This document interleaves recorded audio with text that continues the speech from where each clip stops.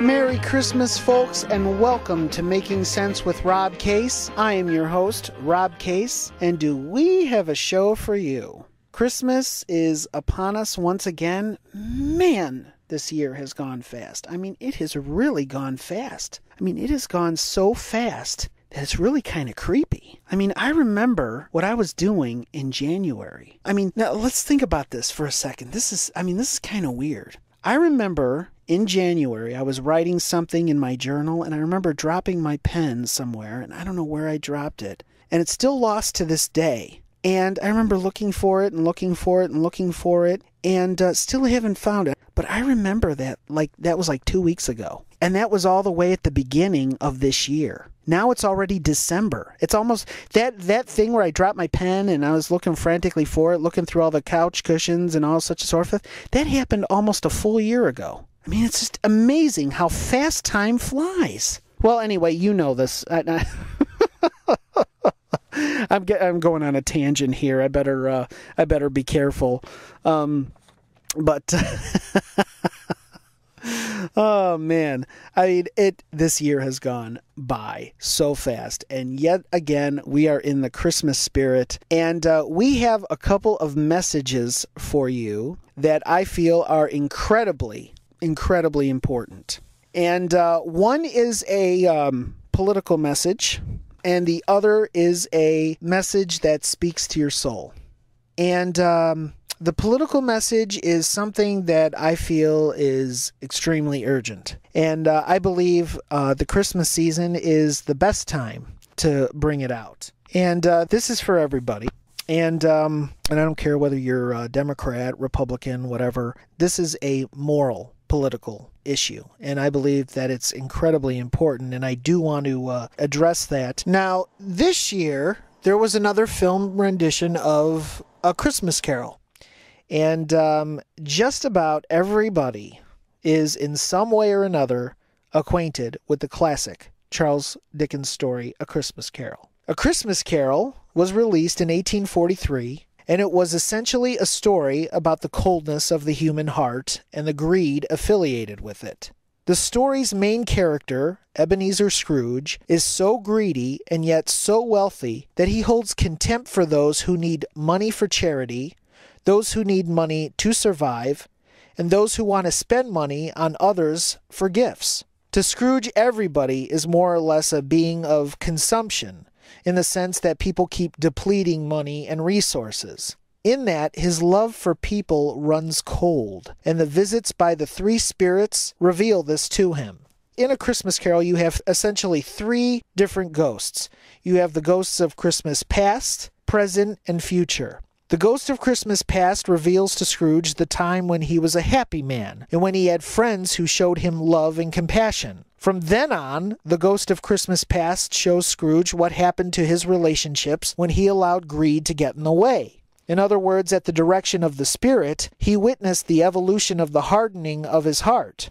The ghost of Christmas present revealed to Scrooge the moral repercussions of how his coldness of heart was affecting the lives of others, including his family and star employee Bob Cratchit. The ghost of Christmas future revealed to Scrooge how he would die a lonely man, without so much as anybody missing his presence. And so, A Christmas Carol gives us a strong moral lesson. A person's selfish wants and desires move a person to greed, and in that form of greed, he pursues more of what he wants without so much as any love or moral regard for other people. Scrooge holds contempt to things that are moral, godly, and good. He is after what he is after, but in the end, is he a happy man? No. Is he a powerful man? Yes. And perhaps this man gets his kicks by testing how far he can go by using any means he sees fit in accumulating what he desires. Some people affiliate Ebenezer Scrooge's behavior with capitalism. But was that the intent of the author? No. Capitalism, when it is controlled by human greed and when it lacks any moral regard for the people who work under that system, it becomes evil. So then what do? Do you initiate socialism? No. Socialism is a lie in the sense that it promises to take from the greedy and distribute it to the poor, when in reality it is a system that takes wealth away from everybody and dispenses it to the greedy, wealthy politicians. In other words, when the moral element is out the door, the element of greed simply transfers from industry to government. And when industry is in the hands of the government, then everybody suffers. Let me go into that thought a little bit deeper. When greed is confined to one industry or business, the people who work for that business will suffer. But when government takes over all of the businesses, everybody in the society under it will suffer because it requires a substantiated amount of money from those who earn that money to keep those government-controlled businesses running, whether they thrive or fail. Government greed places harsh economic constraints on the people whom it is supposed to help take care of, as we are feeling at the current time. Government cannot control itself. It seeks to take more away from us to further fatten its unquenchable hunger for all we have. If you do your homework, you will find that many of the people who are currently running the United States government are radicals who not only admire prominent communist revolutionaries like Mao Zedong, Saul Alinsky, Karl Marx, Vladimir Lenin, etc., but are actively applying the policies that their communist role models once applied in their societies years back in order to trigger a revolution initiated by the state in taking away the freedoms of the populace in order to establish a dictatorial system, for which if the politicians say something, the people either have to obey or be punished. An antichrist system is a system that forces people to conform to the will of one. I also find it interesting that the very same people in our government are also affiliated with constituents who are instrumental in trying to eliminate God from public life. God is the only being that establishes a moral element, and as these evil people who have a form of legal sovereignty over our lives try to snuff out that moral element, they don't feel as guilty when they pursue taking all they can from us to satisfy their own personal greed.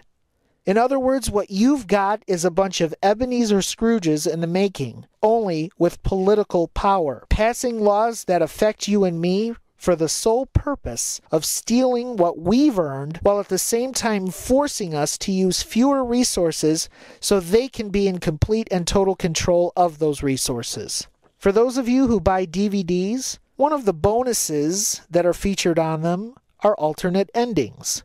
The common story of A Christmas Carol is where Scrooge is converted from his cold, impersonal, and greedy state of mind to a warm, friendly, and giving person. In other words, he is given a chance to turn things around and to see people with value and worth.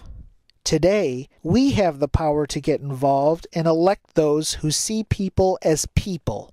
See people who see us as something more than just cash cows who pay big money to the almighty government. We can have a happy ending, or an alternate, depressing one. The choice is yours. The ball is in your court. The ending is yours to write in this story. We'll be right back.